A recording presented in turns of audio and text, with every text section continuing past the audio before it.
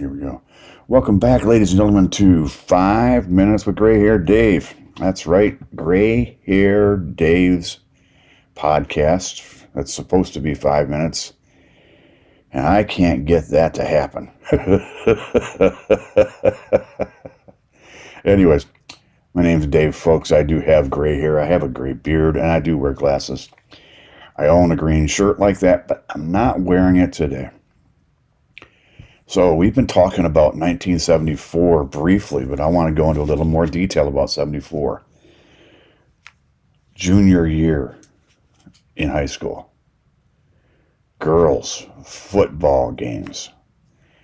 We all went to football games. Well, we didn't all, but a lot of us went to the football games in the fall for your high school. And we had Memorial Stadium. Yes, Memorial Stadium. It was not a regular bleachers kind of a place. It was a real thing. You know, you go to some and you've got these aluminum or steel bleachers that you sit on. This was not it. This was a cement structure, and it had benches attached to it. It was really kind of great, and it was really, really more of the real football effect than you got from some of the other schools. Now, we did have to share our stadium. And it wasn't really a stadium because it didn't go all the way around it, but it was, it's called Memorial Stadium. And we had to share it with one of the other high schools because they didn't have one for their football team. When I was in high school, the Catholic high school kind of, I don't know whether they ran out of money. I don't know what the whole story is. They may have run out of money. I don't know what it is, but all of a sudden they became a public high school. And we got some of their class people coming to our class, which increased our numbers. But it was, they used our football field too, if I'm not mistaken. If I am mistaken, I apologize. But I think that every high school has rivalries. We were Port Huron High School, the original. And then there were those that went to Port Huron Northern High School. The new, and if you could see my fingers, it would be doing the air quotes thing. The new high school. And it was a much newer high school. I mean, it was built a lot less time ago. That doesn't sound right, does it? It was built more recently than ours was. But that was our crosstown rivalry. Just like if you're a college football fan in the Big Ten, it's Michigan and Ohio State that are the big rivalries. Michigan State are rivals, but it's not as big a rivalry as the Michigan-Ohio State rivalry. And all that was started by Bo Schembechler and Woody, that name wasn't Harris. Woody was his name. He was a coach. And I think his name was Harris, but I can't remember properly. Those senior moments. I can picture him, though. He ended up having to retire because he slapped one of his players. But he was he was a character. Oh, my God. But anyway, it was fun. And so on Friday nights, you would go to your hometown football teams' football games. All right? Meet the girls. I'd sit in the stands because the players' girlfriends all sat in the stands. I was no fool. I enjoyed playing football, but I didn't enjoy playing football that much. I enjoyed women better. Those girls were fun to be around. Anyways, that was what I was doing back in junior high in the fall of, it would be the winter, the fall and winter of 1974. Driving was a great thing. We talked about that yesterday a little bit. And walking was a thing. I can't tell you how many times I walked to a girlfriend's house or a friend's house that was over a mile away. It was not a big deal. You didn't think about it, or you rode your bicycle. But as you got older, you rode your bicycle less, and You walked more or you drove. And the walking portion was what I found to be relaxing and kind of meditative. I do to this day. I do walk occasionally, not enough, as my doctor tells me, but I do occasionally go for a nice little walk every day. I think while I am, before I go to work today, I'm going to go for a nice little walk again today. But it's the fun things like that that I remember from high school. I remember the classes a little bit, yeah. I remember going to school and I remember going to work. And I remember coming home, and then there's dinner. Mom's waiting for dinner, waiting for Dad to get home. We always, Dad usually got home around 6:30. That's when we ate, and that was the fun times. I enjoyed those times. But again, if we got back to the music of the day, we're getting into that era where we've gotten away from the '60s kind of folksy music, which not all of it was folksy because the Beatles weren't folksy. But we've gotten away from the folksy or bubblegum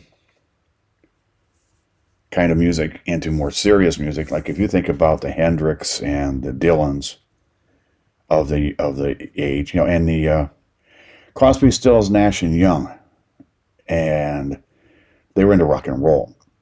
Well, rock and roll was there, and rock and roll evolved and evolved and evolved into what it is in the early 70s with Three Dog Night, with Chicago, the power ballads with Chicago, the power ballads with Journey.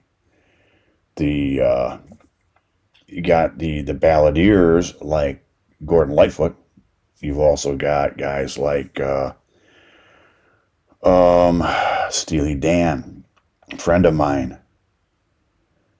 Plays in a band, and I guess they're doing a Steely Dan cover. I think that's cool. But there was this new type of music coming in. Because you already had Gladys Knight and the Pips, and you had the Four Tops, and you had a lot of those multiple singing groups, the groups with multiple leads, or one lead and a bunch of backups. And I know there's a better way of describing that, but that's basically what it is. But then we were starting to ease into the disco type of music. I mentioned earlier that Kool and the Gang. Well, Kool and the Gang had great music, but they also had something that wasn't heard a lot in the early 70s, late 60s music, which was horns and woodwinds. Because they had saxophones, trombones, trumpets, clarinets, whatever, cornets. They had them. Chicago, the band Chicago had them. Earth, Wind, and Fire had them. A bunch of them, a bunch of groups decided that, hey, this is the way to go, and it energizes you more to want to get up and dance, right? Now, let's be honest. You probably weren't out there singing to Bye Bye America. I mean, dancing to Bye Bye American Pie.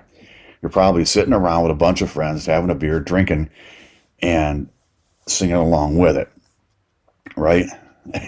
That's just the way it is. There's a song that I remember to this day distinctly. When I lived in Kansas City, and I'm digressing, I'm moving up a little bit, but we're talking about songs you sing along to. A friend of mine in Kansas City, I had a couple of friends there we went and hung out one night at a different bar that we didn't normally go to. And it was a 2-story bar. You walked in on the main floor and you went downstairs. I think that's how it was. Or we went upstairs. I don't know. And one of my friends was a DJ.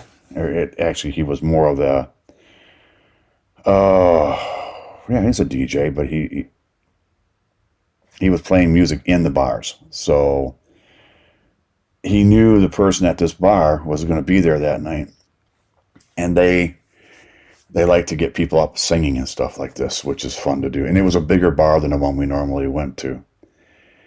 But it was fun. We got there and they're playing Meatloaf, Paradise by the Dashboard Light. And she's got One guy up on a stool over here or a chair, and on the other side, right across from her or him, is the girl singing the back and forth. Paradise by the Dashboard Light. And she looks up at us and she sees us and she knows who we are because we're a little infamous in a sense. And the next song out was Empty Garden by Elton John, which in reality is a tribute to John Lennon. And you talk about getting a whole bar to sing one song. That was it. That was the one. Empty Garden. Elton John nailed that one like there's no tomorrow. So I know I veered off from the norm, but to those two friends, they know who they are. One, unfortunately, passed away of a heart attack a few years ago. Married my best friend at the time. She's still a friend, but we don't see each other anymore. She lives in another state and in another city, and I live down here in Central Florida, but I miss her a lot. I've talked about her. She was one of my original 3 roommates, the girls. So, on that note, folks, what songs do you remember singing as groups when you were younger? Or yesterday? It doesn't matter. Go to my website, 5minuteswithgrayhairdave.com. That's the number 5, minuteswithgrayhairdave.com. Leave me a message. Press on that little microphone down there in the bottom right-hand corner or go to the Contact Me page. Leave me a message. I will return your message and I will talk with you or talk about it if you want me to.